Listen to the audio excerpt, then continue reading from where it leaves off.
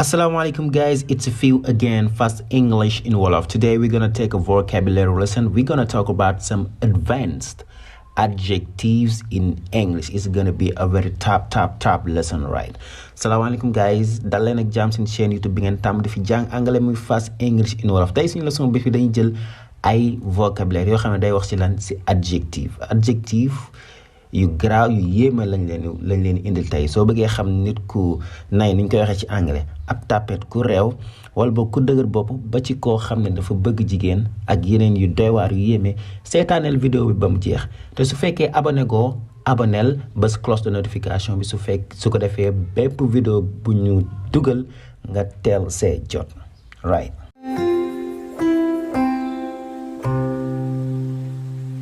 Okay guys, suñu adjectif bi njëkk am mooy arrogant mooy ku rëy koo xam ne dafa rëy moom la ñuy wax arrogant. Example, he is too arrogant to admit his mistake. He is too arrogant to admit his mistake. Moom dafa rëy lool ba nga xam ne du nangu ab njuumteem. Kon juum na waaye rëy moo tax nangul ne juum na. Kon arrogant mooy ku rëy. Ok, clumsy mooy koo xam ne dafa ëppal koo xam ne dafa ëppal mooy la ñuy wax clumsy, right? Exemple nga ne Modou is so clumsy. Modou ku ëppal la, right? Clumsy.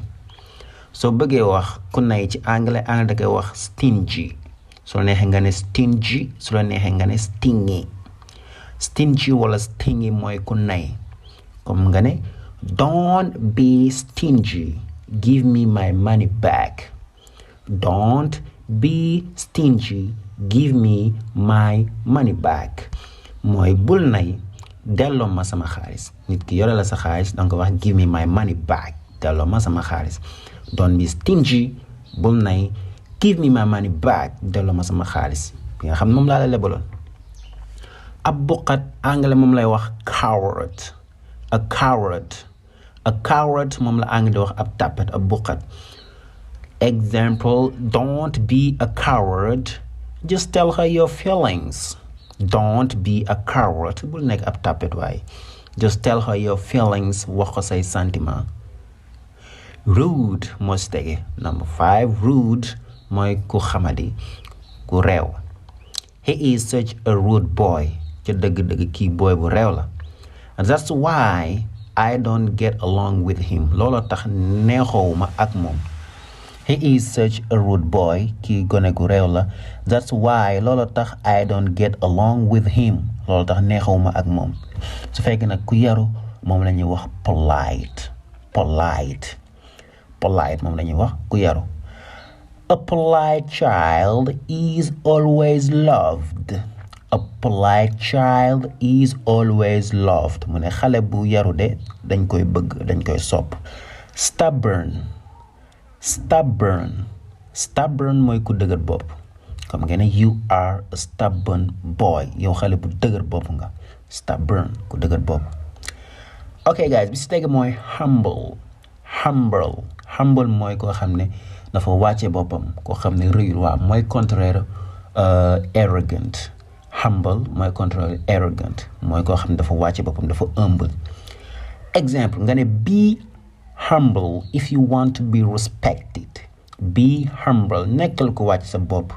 If you want to be respected, soo bëggee ñu respecté la, soo bëggee ñu jox la cër. Ku bëri wax ni ko anglais waxee mooy talkative mooy koo xam ne dafa bëri wax, day mbel rek, right? Kumba is so talkative that she can spend hours talking nonsense. Mu ne Kumba is so talkative, Kumba dafa bëri wax trop. That she can spend hours, ndax lool ba nga xam ne mën na toog ay waxtu talking nonsense, di wax ay naxa saxandang. Nonsense mooy yoo xam ne amul njariñ, di wax lu amul sens. Kon talkative mooy ku bëri wax. Shy mooy si tege si adjectif yi. Shy mooy ko xam ne dafa am kersa. Shy mooy ko xam ne dafa am kersa, du siggi sa xool nit, man ñuy wax shy. Comme exemple bi ma lay waaj jox nga ne ma she is so shy She can't make eye contact with anyone. She is so shy. Moom de ku am kersa la. She can't make eye contact with anyone. Du siggi sax xool nit du xool nit sax ci bët loolay shy. Okay, the next one bi stay guys mooy funny. Funny mooy ku xorom ab comédien funny. Abdul is a funny guy. He always makes us laugh. Abdul is a funny guy. Abdul de waaju xorom la. He always makes us laugh. Moom saa su ne daf ñuy reetaan loo. Abdul kon Abdul ab comédien la funny. Selfish mooy stay selfish mooy koo xam ne boppam rek koo xam ne moom daal boppam rek mooy ku égoïste right. Don't be selfish bul nekk ku égoïste. Be generous nekkal ku yaatu. Generous mooy contraire selfish koo xam ne dafa yaatu. Selfish moom boppam rek. Kind-hearted mooy ku yaatu xol ku baax ku oyof xol waaw. Kind-hearted. Example. Modu always smiles. He's such a kind-hearted person. Modu always smiles. Modu day ree saa su ne. He is such a kind-hearted person. Ca dëgg daal ku rafet xol la. Smart guys moo ci tege smart mooy ku muus. Smart mooy ku muus su la neexee wax smart su la neexee wax intelligent su la neexee wax clever yooyu yëpp day firi ku muus. Smart.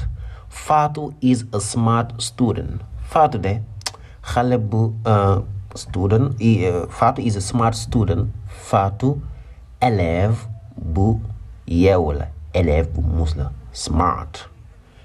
bi ci tege guys mooy womanizer mooy koo xam ne dafa bëgg jigéen moom la ñuy wax womanizer. góor goo xam ne moom jigéen ñi rek womanizer. Okay, example nga ne Fatou, beware of this guy, he is a womanizer. Fatou moytul waaji kii ku bëgg jigéen la. Womanizer mooy ku bëgg jigéen. Fatou, beware of this guy, moytul waaji, he is a womanizer. Kii ku bëgg jigéen la. bi ci tege guys mooy feckless mooy ku ñàkk fayda koo xam ne moom ku ñàkk fayda daal ku ñàkk fula ñàkk fayda moom la ñuy wax feckless. comme nga ne Ousmane is feckless towards kids. Ousmane is feckless towards kids. mu ne Ousmane de ku ñàkk fayda la ci kanamu xale yi. Ousmane daa ñàkk fayda lool ci kanamu xale yi. ok guys kon loolu moo nekkoon suñu adjectif yi ñu leen indi loolu mu nekkoon ay adjectif yu yéeme. xoolal bi nga xam ne moo li ci gën a neex nga wax ko ci commentaire yi te aussi tamit mën nga see boole ab phrase bu neex su ko defee ma ñëw foofu xool sa phrase ci commentaire yi. da leen continuer di abonné ba cloche de notification bi di partage vidéo yi te aussi guys da leen ñu fekk ci suñu compte TikTok ba sometimes dinañ fa digal ay leçon yu neex yoo xam ne lépp rek ci anglais bu gaaw ci olof. ok goodbye.